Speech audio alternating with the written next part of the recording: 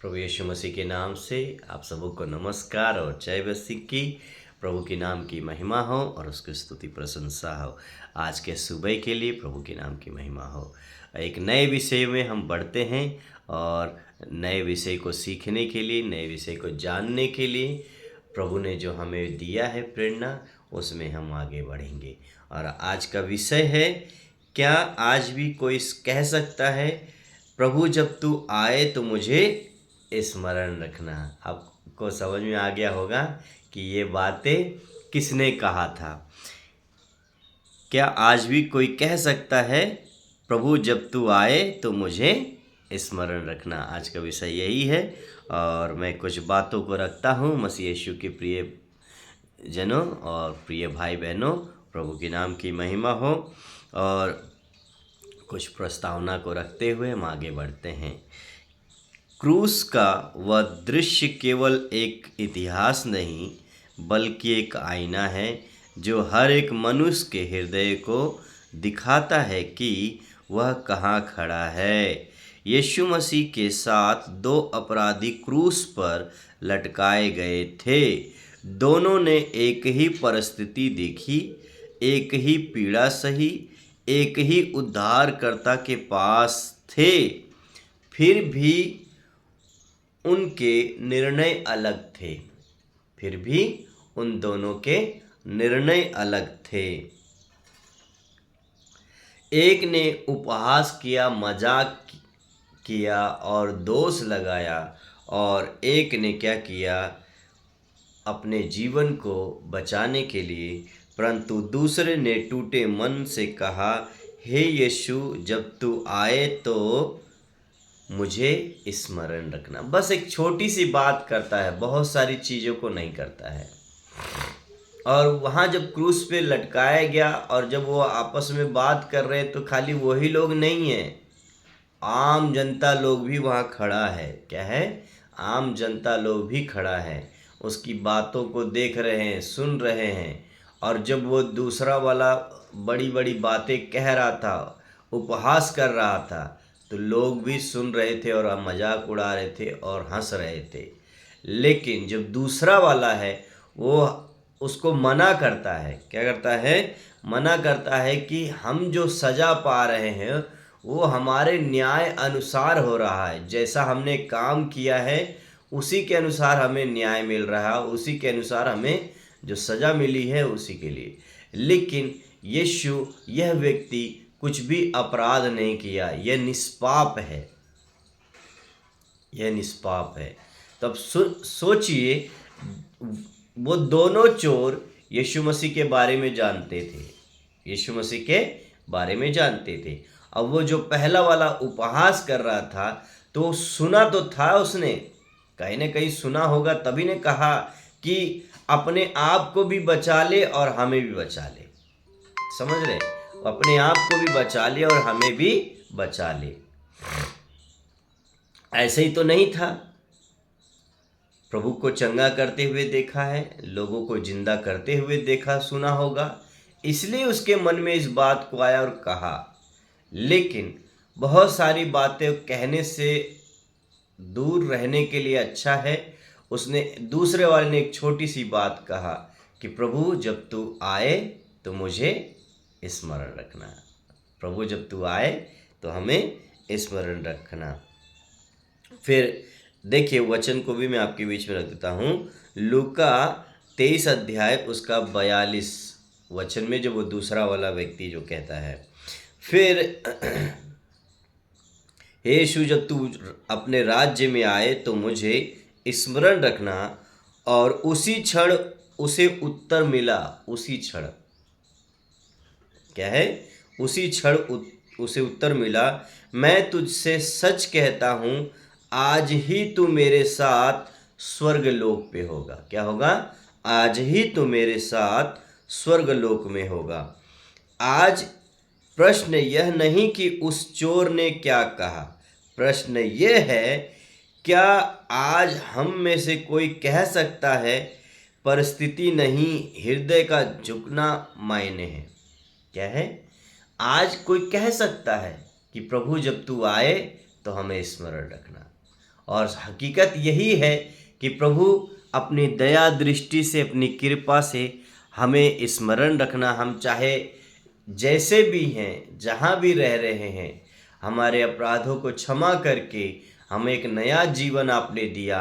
और जब प्रभु तू आए पृथ्वी पर, जैसा आपका वचन कहता है कि देख मैं शीघ्र आने वाला हूँ, देख मैं शीघ्र आने वाला। तो प्रभु जब आप आए तो हमें ज़रूर स्मरण रखिएगा, हमें भूल नहीं जाइएगा, हमें भूल नहीं जाइएगा। प्रभु के नाम की महिमा हो, उसकी स्तुति प्रशंसा हो। मसीह यीशु के प्रियजनों, एक पॉइंट को हम देखते हुए आगे बढ़ते हैं। पहला पॉइंट, परिस्थिति नहीं हृदय का झुकना मायने रखता है। क्या है? कैसी भी परिस्थिति हो, कैसी भी परेशानियां हो, कैसी भी कठिनाइयां हैं, वहाँ हमारा सही बोलना, सही बातों को रखना, सही उत्तर देना और लोगों के साथ सही बर्ताव करना और धीरज से काम लेना, यही हमारे लिए मायने रखता है। देखिए, दो व्यक्ति मंदिर में प्रार्थना करने जाते हैं। क्या करते हैं? प्रार्थना करने जाते हैं। एक कहता है कि मैं उस चुंगी वाले के जैसा नहीं हूँ, मैं ये उसकी जैसा नहीं हूँ, मैं उसकी जैसा नहीं, मैं हफ्ते में उपवास रखता हूँ, दान दसवां अंश देता हूँ, मैं सब कुछ करता हूँ। लेकिन दूसरे वाले ने कहा, हे प्रभु मुझ पापी पे दया करना। बस उसने एक छोटी सी प्रार्थना की, हे प्रभु मुझ पापी पे दया करना। उसके जैसा नहीं, दूसरे वाले के जैसा कि उसने तमाम बातों को बोलते बोलते और लोगों की उसके जैसा मैं नहीं हूँ, उसके जैसा मैं नहीं हूँ, मैं ये करता हूँ, वो करता हूँ, सब कुछ करता हूँ। लेकिन उसने अपना सर स्वर्ग की ओर उठाना भी नहीं चाहा और उसने एक ही चीज़ कहा, एक ही शब्द कहा कि हे प्रभु मुझ पापी पे दया कर। क्या कर? दया कर।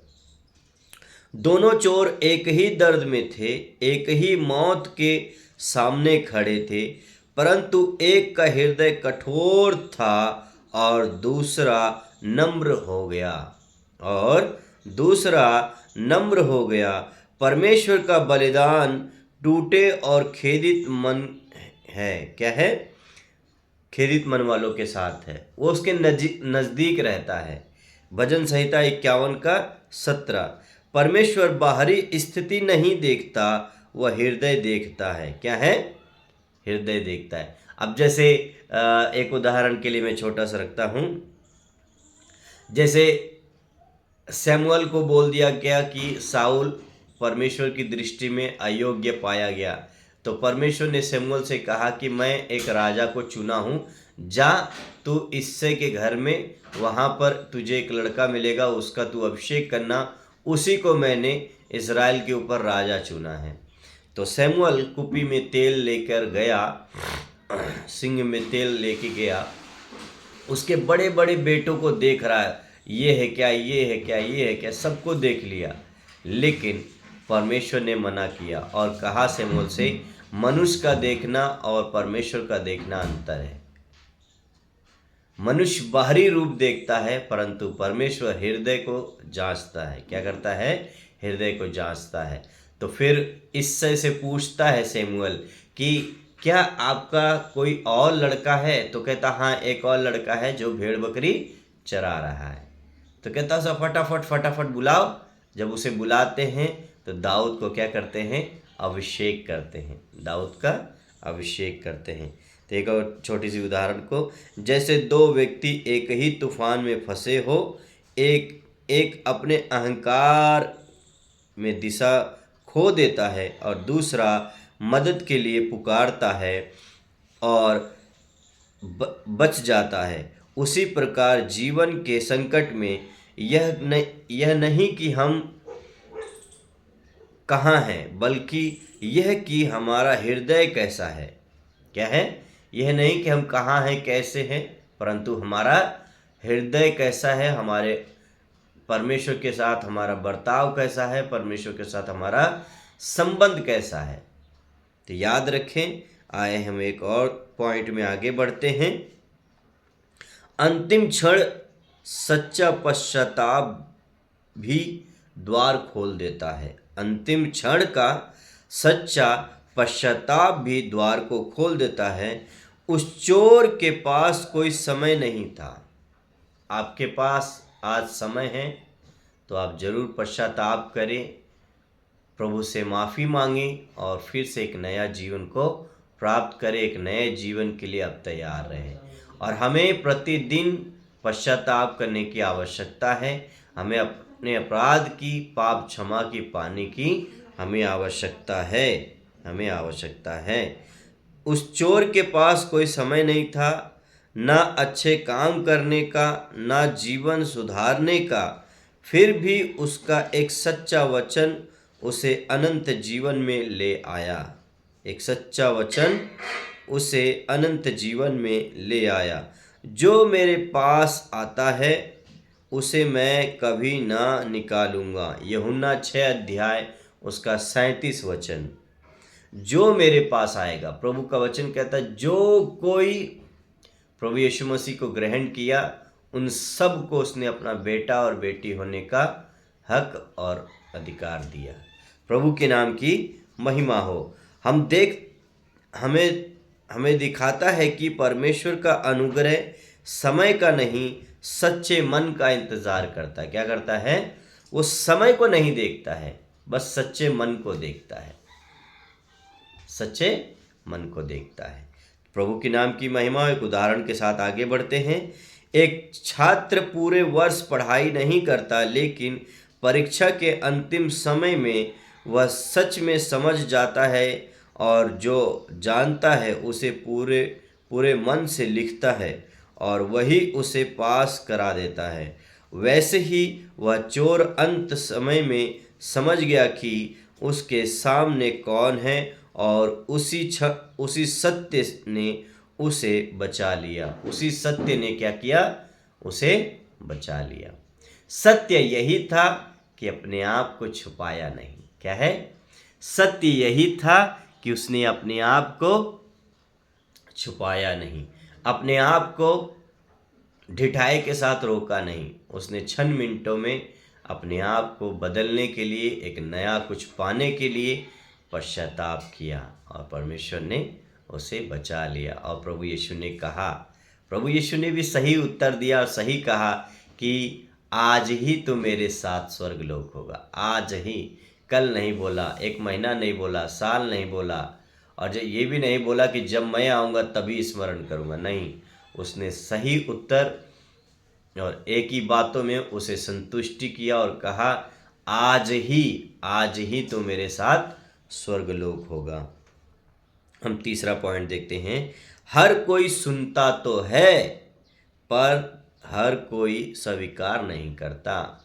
तो क्या जो क्रूस के आसपास लोग सुन रहे थे, क्या सबने उस समय में विश्वास किया?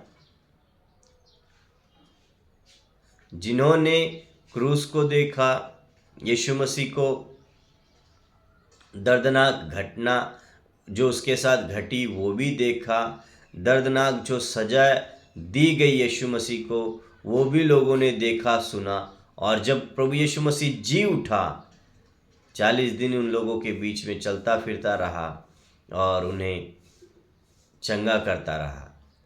तो इन दिनों में भी लोगों ने सुना और देखा, लेकिन क्या विश्वास किया? क्या स्वीकार किया उन्होंने?